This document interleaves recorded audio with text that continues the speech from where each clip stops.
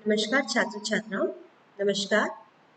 तृतीय वर्ष कला में भारत का भूगोल हम पढ़ रहे हैं। भारत का भूगोल की जो पिछली कक्षा है उसमें हम मानसून पर चर्चा कर रहे थे और मानसून उत्पत्ति के संबंधित दो मतों पर हमने गहन चर्चा की। पहला, तापीय संकल्पना तो ये मानती है कि मानसून प्रॉब्लम जो है वो थल समीर और जल समीर का ही एक फैला हुआ रूप है या उसी प्रकार से काम करती है जिस प्रकार थल समीर और जल समीर काम करते हैं। दूसरी संकल्पना हमारे सामने जो आती है वो है आईटीसी संकल्पना, अंतरा उष्णकटिबंधीय समवाय। इंटरट्रॉपिकल कन्वर्जेंस वाली जो संकल्पना है वो ये मानती है कि वायुभाग की पेटियों के खिसकने से विषुवतीय पछुआ कौमें भारत में प्रवेश कर जाती है और भारत में प्रवेश कर कर वो योग्य आर्द्र होती है, अतः बड़े पैमाने पर वर्षा प्रदान करती है। परंतु जैसे जैसे वैज्ञानिक रिसर्च आगे बढ़ती गई, वैज्ञानिक रिसर्च में बढ़ोतरी होती गई और कई नए आयाम वायुमंडलीय अध्ययन में जुड़ते चले गए। सैटेलाइट का प्रयोग, उच्च जेट विमानों के आधार पर कई सारे नए नए तथ्य हमारे सामने आने लगे और द्वितीय विश्व युद्ध के बाद जलवायु को लेकर हमारे जो परिप्रेक्ष्य है, जो हमारी सोच है, उसमें आमूलचूल परिवर्तन आए। इन्हीं परिवर्तनों में से एक परिवर्तन था मानसून की उत्पत्ति के बारे में हमारे मत में। मानसून की उत्पत्ति को एक स्थानीय कारक माना जाता था। अब तक स्थानीय कारणों से ही मानसून की उत्पत्ति मानी जाती थी, परंतु धीरे धीरे यह स्पष्ट होने लगा कि मानसून एक स्थानीय कारक नहीं है, यह एक ग्लोबल फिनोमेना है। ग्लोबल फिनोमेना मतलब पूरे विश्व का जो वायुमंडल है उससे ये अलग नहीं है और उसमें होने वाली हलचलों से ही ये प्रभावित और परिणित होता है।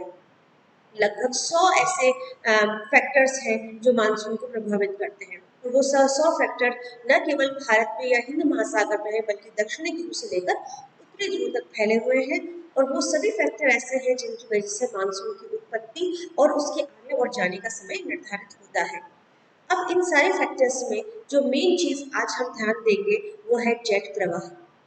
जेट प्रवाह प्रथम वर्ष की कक्षा में हमने आपको पढ़ाया था। जेट क्या है? जेट एक वायुमंडलीय पवन है जिसकी ऊंचाई 5 किलोमीटर से अधिक ऊपर है, यानी 10, 12, 14 से 14 किलोमीटर के बीच जो हवा बहती है। अभी तक यह माना जाता था द्वितीय विश्व युद्ध से पहले तक कि जो सक्रिय वायुमंडल है, जो गतिशील वायुमंडल है, वो धरातल से 5 किलोमीटर तक ही है। 5 किलोमीटर के बाद जो वायुमंडल है वो शिथिल है, शांत है, उसमें कोई भी प्रकार की हलचल नहीं होती है। परंतु द्वितीय विश्व युद्ध के बाद जब जेट पवनों की खोज हुई तो यह सोच बदल गई और हमने देखा कि 10-15 किलोमीटर की ऊंचाई पर भी तीव्र गति से हवाएं चलती हैं और वो तीव्र गति से जो हवाएं हैं वो जेट कहलाई, क्योंकि उनकी खोज जेट विमानों ने की थी। अब ये जेट जो धारा है ये पूरे विश्व में गोल चक्कर लगाती है और इस पर फेरल का नियम लागू नहीं होता क्योंकि ये पृथ्वी से सीधा घर्षण नहीं करती है, इसलिए ये दाएं और बाएं और नहीं मुड़ती है। जैसे फेरल के नियम के अनुसार धरातल पर चलने वाली सभी हवाएं उत्तरी और दक्षिणी गोलार्ध में दाहिने और बाहिनी ओर मुड़ जाती है। अब ये जो जेट धाराएं हैं वो एक क्रमिक चक्र के रूप में चलती है और इनको माना जाता है कि जो ध्रुवीय भंवर उठते हैं उच्च वायुमंडल में उसका बाहरी विस्तार है। अब इन धाराओं को हम क्यों बात कर रहे हैं, हम क्यों जेट की बात कर रहे हैं? जेट की बात इसलिए कर रहे हैं कि जो जेट धारा है वो भारतीय उपमहाद्वीप और एशिया के ऊपर से होकर बहती है। ये जो पूर्वी जेट है, जो पूर्वी एशियाटिक जेट है, जो भारत और एशिया के ऊपर से होकर गुजर रही है, हिमालय जो कि 8 किलोमीटर की ऊंचाई रखते हैं, हिमालय पर आकर ये धारा दो भागों में बढ़ जाती है। एक धारा प्रायद्वीपीय भारत के ऊपर से गुजरती है और दूसरी धारा तिब्बत की पठार के ऊपर से गुजरती है और इनकी दिशा पश्चिम से पूर्व होती है। तो पश्चिम से पूर्व जब ये आ रही होती है तो हिमालय से टकराकर ये दो टुकड़ों में बढ़ जाती है। उसका एक भाग भारतीय प्रायद्वीप पर से गुजरता है और दूसरा भाग तिब्बत के उत्तर में चला जाता है। इस धारा से, यानी जो भारत से गुजरती है, उस धारा के कारण भारत के अंदर उच्च दाब का क्षेत्र बन जाता है। उच्च दाब का क्षेत्र कहाँ बनता है? निचले वायुमंडल में नहीं बल्कि ऊपरी वायुमंडल में। निचले वायुमंडल में तो मई से ही बहुत अधिक न्यून दाब का क्षेत्र बन चुका होता है क्योंकि पेशावर और भारत में बहुत तेज गर्मी पड़ती है।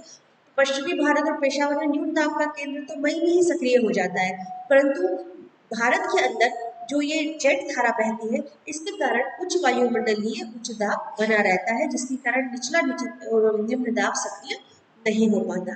जैसे जैसे सूर्य उत्तरायण होने लगता है उत्तरी ध्रुवीय भंवर सिकुड़ने लगता है।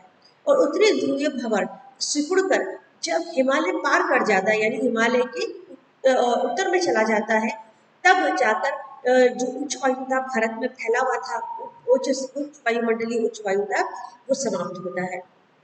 उसको समाप्त होने में जून का समय लग जाता है, यानी जून आते आते ये जो भंवर है वो सिकुड़ता है और ये सिकुड़कर हिमालय को पार करके उत्तर में चला जाता है, यानी तिब्बत से ऊपर मंगोलिया की तरफ चला जाता है और मंगोलिया के ऊपर से ये भंवर बहता है, यानी ये जलधारा बहती है।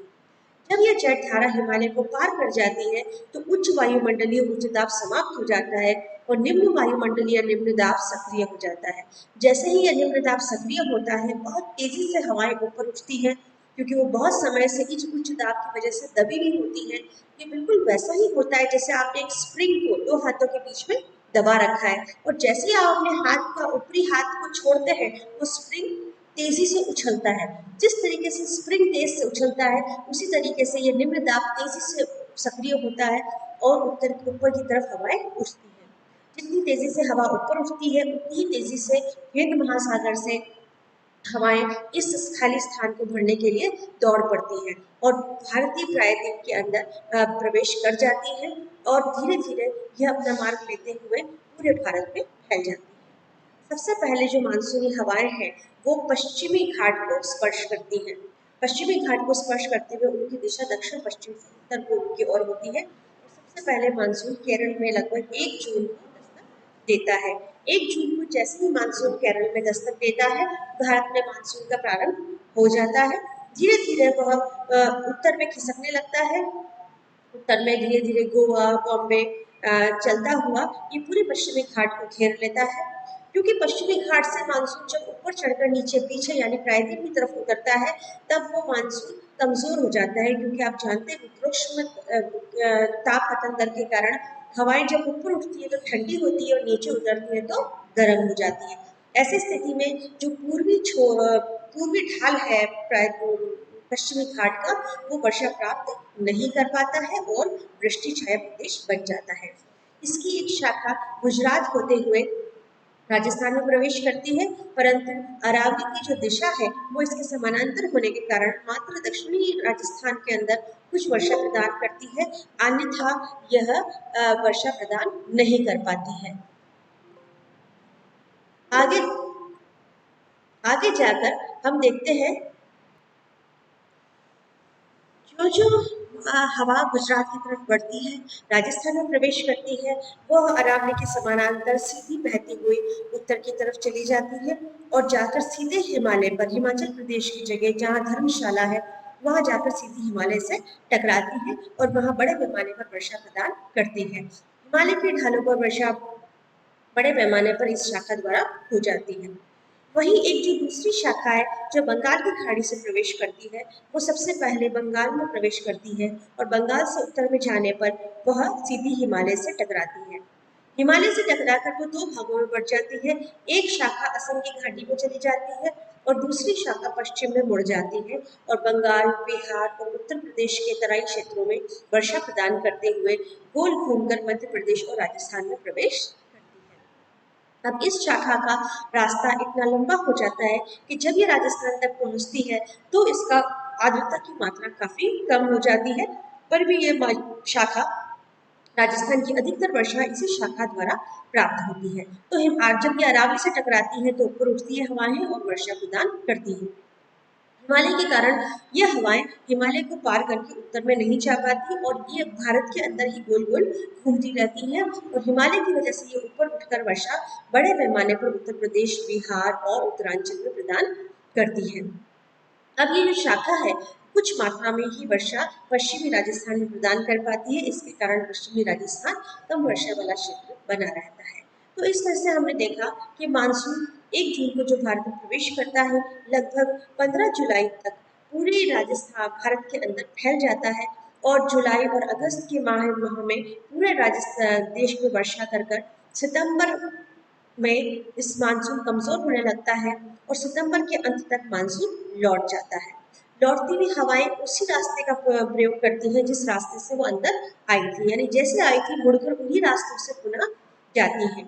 जाते वक्त जब पश्चिम बंगाल की शाखा पश्चिम बंगाल छोड़कर वापस से बंगाली खाड़ी में प्रवेश करती है, तो नीचे आकर वो घूमकर पुनः तमिलनाडु तट पर लौटते हुए मानसून की वर्षा प्रदान करती है और लौटते हुए मानसून से तमिलनाडु तट पर बड़ी मात्रा में वर्षा होती है। क्योंकि तमिलनाडु का तट वृष्टि छाया का प्रदेश था, इसके कारण पश्चिमी घाट के कारण वो वृष्टि छाया का प्रदेश था, वो अपनी वर्षा इस समय में यानी लास्ट सितंबर और अक्टूबर में प्राप्त करता है।